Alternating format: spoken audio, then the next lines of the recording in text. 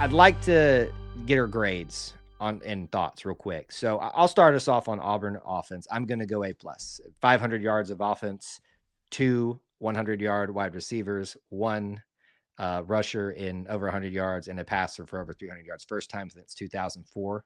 Yes, that team that has happened, which is weird to think. I thought Cam, even I know we didn't have like the wide receivers that everybody screams about, but you had Darvin Adams, you had Emory Blake, you had But all these two great. of them in one game is It's you hard to know do. it, yeah, you would think that one of those games of like whether it was Arkansas that was like 60s to 50s or um gosh, what was the other um oh my gosh, the SEC championship against South Carolina when they had over 50, you would think somebody had Yep. 200 receiving games, but no, it was the '04 SEC championship the last Yep. time that happened, and some big names in Auburn football history with that one, but uh, just it it's mind boggling, right? Like it is truly surprising to see that kind of performance 6 days after your head coach is let go. But it really simplicity of it all is it boils down to something we'd heard a lot of over the year of we just have to get the ball in our best players' hands. Um, for whatever reason, up until this week, that hadn't happened regularly and enough to put points on the board. It happened this week Not yet. because they all got the ball as much as they could have asked for, and did wonderful things with it. So I'm with you. I don't know what you could have asked for more out of this offense. I think Maybe there's less false still starts. less penalties. There's still mental mistakes out there, and I'm going to chalk a little bit. The line was reshuffled for this week. Um, there's still some holding calls by some repeat offenders that just keep happening. You want to clean those up, and you hope that maybe now with a renewed sense of confidence in this offense that maybe you can harp on those a little bit Sure. more here in the last couple games of the year. But that performance was unbelievable for what we've seen from this offense all year long. To go on the road against a playoff team and do that, wow. So yeah, A, I'm with you. I think I'll give it A plus. A plus. Yeah, I think obviously you need to recognize the penalties, things like that. But I mean, listen, we've been for scraps of offense this year, so we're I like, don't think you can't go below A minus. You just I don't see any way. If you want to be the nitpicky one about it go and ahead, go A go ahead, minus, go for it. But you go I just ahead. don't see how you go below that.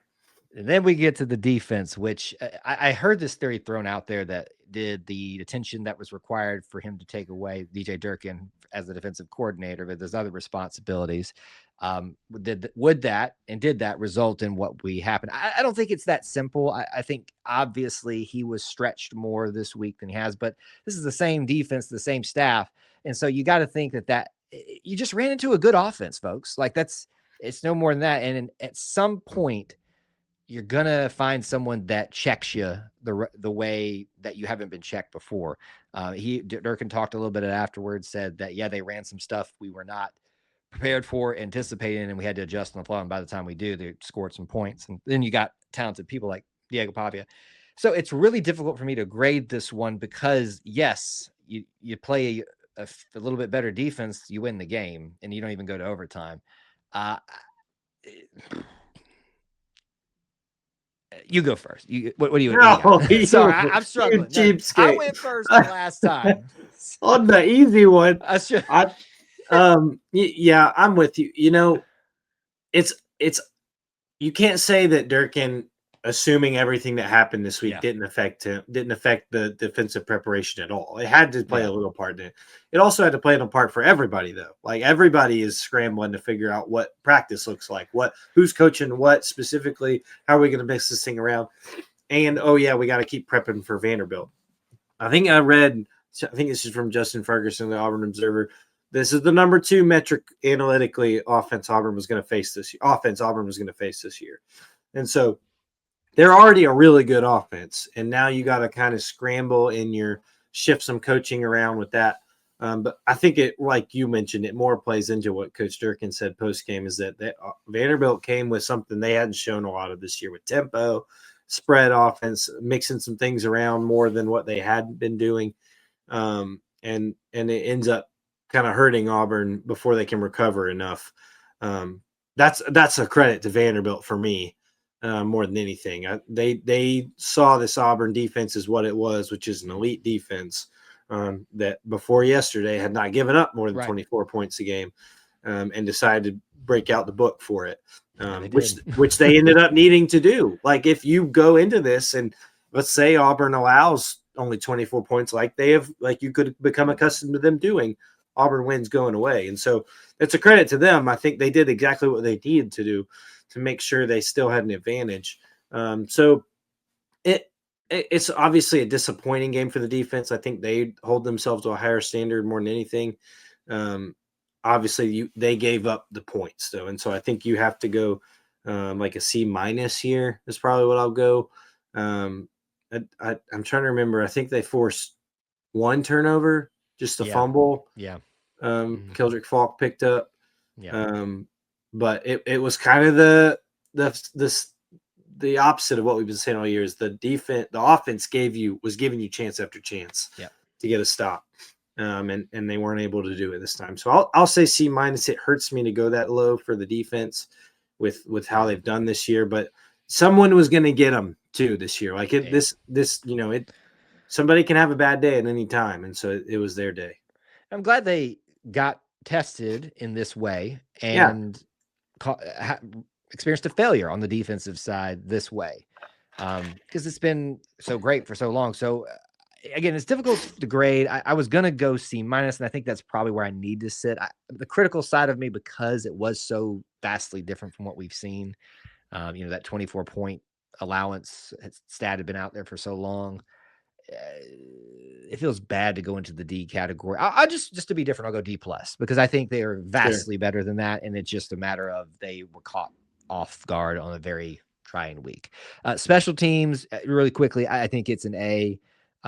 There wasn't anything outside of the field goal kicking. I think the punting was pretty good from what I remember.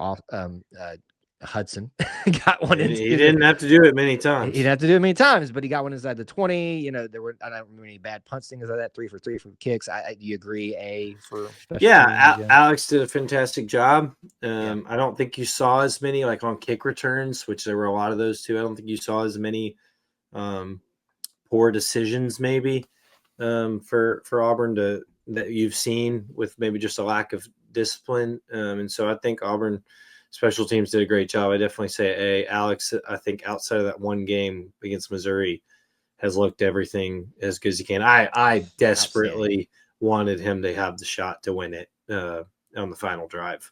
Like for everything that the season has been. And for him personally, it would have been awesome. I thought this is one of those moments that's a storybook written, and it just couldn't happen. But I really wanted it for him. If he has his full strength and not battling an illness, do you think he can? Do you think they kick it? A 60? No. Well, I mean, he's made 60s. He is on the record for 60s in high school.